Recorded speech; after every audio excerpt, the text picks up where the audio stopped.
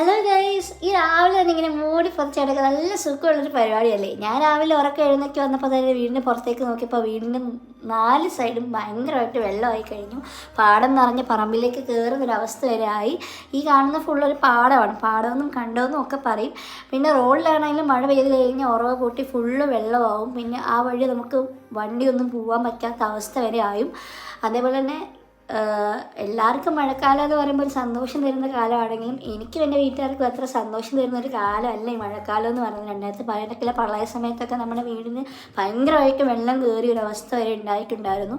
പിന്നെ മാങ്ങാക്കാലാണല്ലോ. പിന്നെ ഞാനും അമ്മ രാവിലെ മാങ്ങ പറിക്കാൻ വേണ്ടി പോകും. പിന്നെ പല പല ഐറ്റംസാണ് വീട്ടിൽ, മാങ്ങാക്കറി, മാങ്ങാ പുളിങ്കറി, അങ്ങനെ ഒരുപാട് ഐറ്റംസ്. പിന്നെ വണ്ടി എടുത്തുകൊണ്ട് വീടിൻ്റെ ബാക്ക് സൈഡിലൊക്കെ പോയി. ഞാൻ ഈ കാണുന്ന ഫുള്ള് പാടമാണ്. പിന്നെ ആ പാലം പോലെ കാണുന്ന റോഡാണ്. ആ റോഡ് ഏതാ കണ്ടവേതാ തോടേതാന്ന അവസ്ഥ അറിയാത്തൊരവസ്ഥയാണ് ഗൈസ്. അപ്പം നിങ്ങളവിടെ